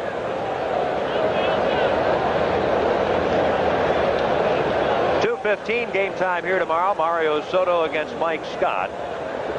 Soto trying to gain points every time out in his bid to become the National League Cy Young Award winner.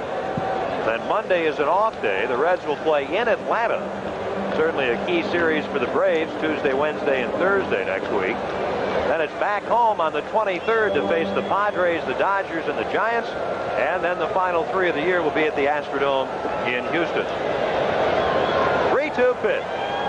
The runner isn't going. There's ball 4. So the pinch hitter Barnes gets on. That pushes Oster to second base. And with 1 out, the hitter will be Gary Reedus.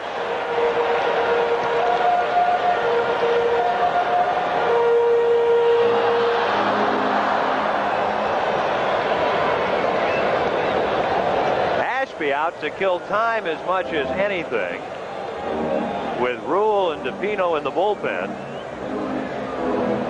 And now the Astros skipper Bob Lillis, the former big league infielder who has just signed a new contract, will come to the mound. Madden, in his 9 previous starts, does not have a complete game, and he won't get one tonight. The walk will end it for him, as he will go 5 1/3. And they're going to go to the bullpen, and Vern Rule, who has kind of jumped back on the scene for the Astros here in the second half. So the Reds to this point with 2 runs against Madden on 8 hits. He leaves walking 3-1 intentionally, and he fans 4.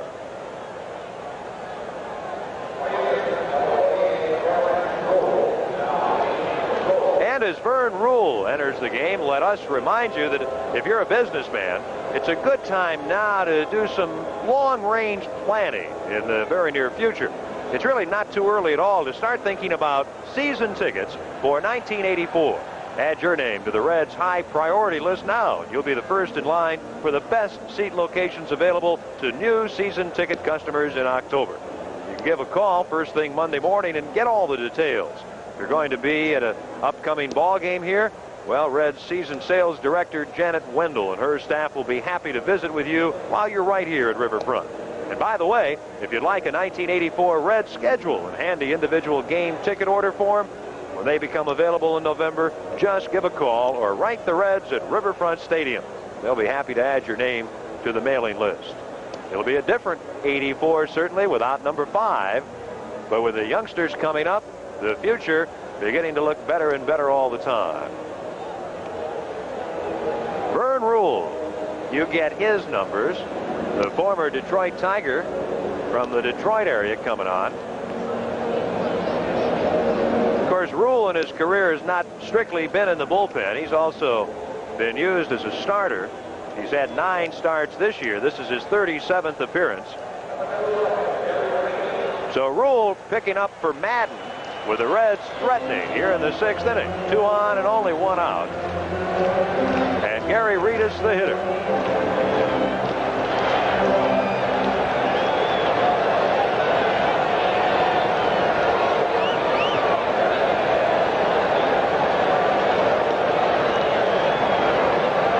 Is flied out, struck out, and lined to second. 1 down. Astros looking for a ground ball, and there's ball 1. The runner at second, Oster. Barnes at first.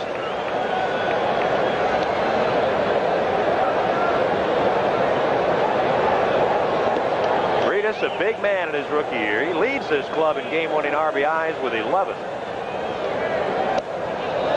Good slider, and that's where Rule has to be when he pitches. His first pitch was a fastball up to Reedus. And Rule, really to be successful, has to keep everything down. He's got a good fastball that'll sink, and he relies a lot on his slider.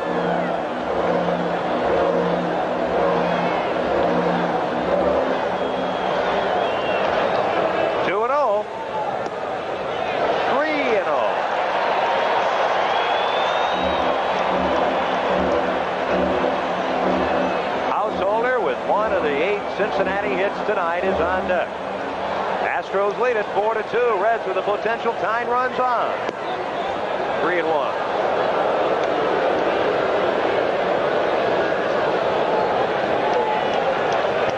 Ron Plaza, coaching as always at third base, hoping he can wave a runner or 2 around here.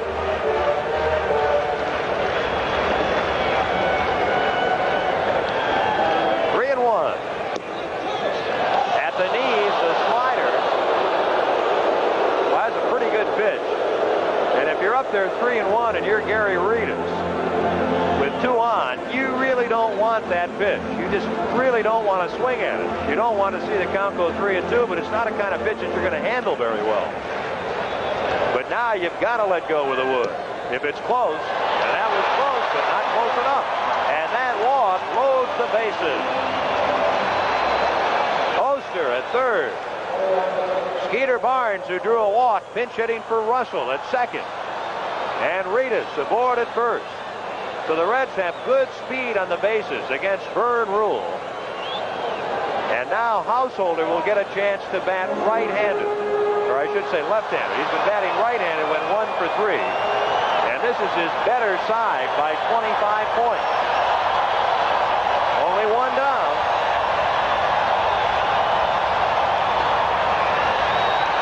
The curve, and Rule just showing that, kind of an advertisement.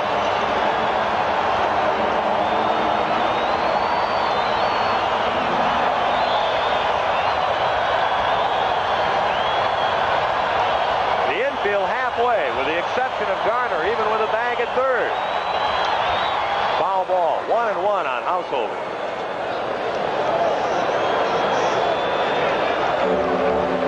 pause for station identification. This is the Cincinnati Reds Television Network. First for sports, WLWT TV5, Cincinnati. Big spot, bases loaded for the Reds, 1 out, 6th inning. They trail by 2. Vern Rule in relief. His second man up, Householder. The 1-1 pitch fouled away. 1-2. Ken Wilson, glad to be with you tonight at Riverfront on Johnny Bench night. Ray Lane not here tonight on assignment. We certainly enjoyed this 83 season on the Reds Television Network. A lot of victories on television and a lot of exciting moments, especially thanks to Johnny Bench. And that has been the case here tonight. Bench a 2-run homer to account for the Reds scoring. 2-2.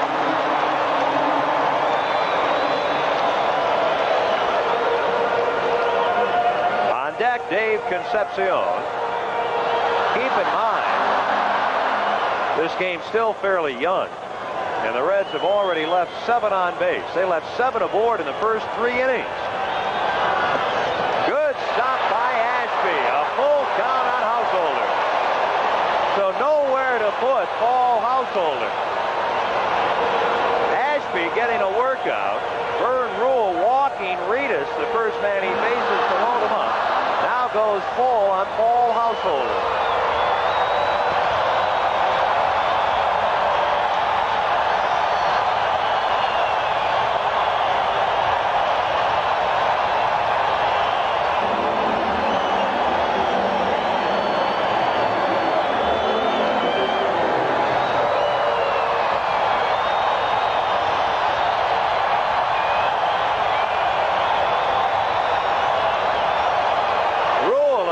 To be a bit rattled, and Ashby will go out to chat with him. The Astros dugout. They got a lot of action in that Houston bullpen.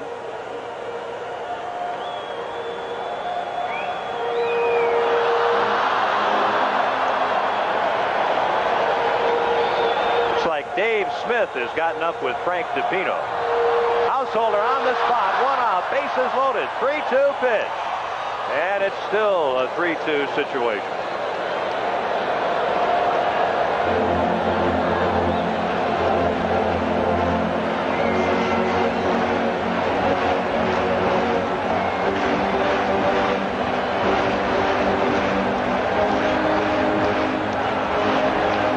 The Astros hoping to turn a double play. They've already turned 1.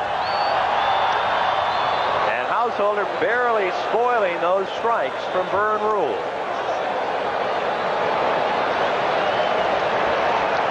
Rule in relief of Madden. The young man from Michigan now is 32 years of age. Oster, lead runner. Then Barnes. And then Reedus.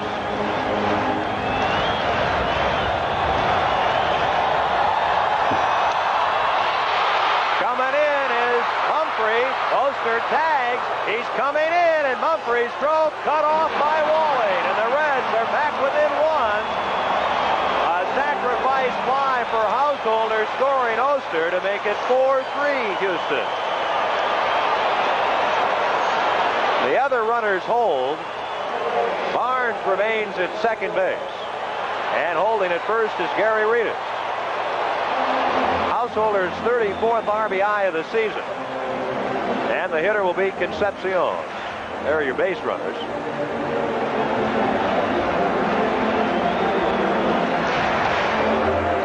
Concepcion hit his first trip. He's 1 for 3.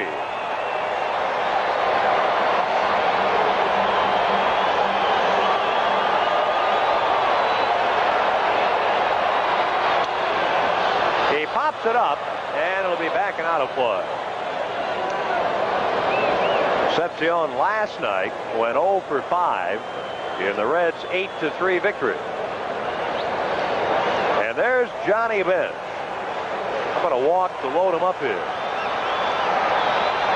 Bench has walked, homered, and singled tonight on his night at Riverfront. Good fastball. 2 strikes.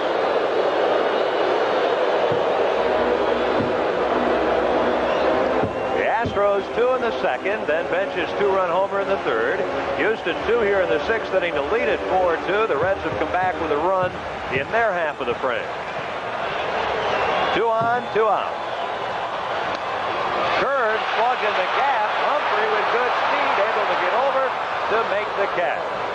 And the Reds have to settle for 1 run on 1 hit. They leave 2. That's 9 left on tonight for the Reds. And there were no errors. After 6, 4-3 Houston.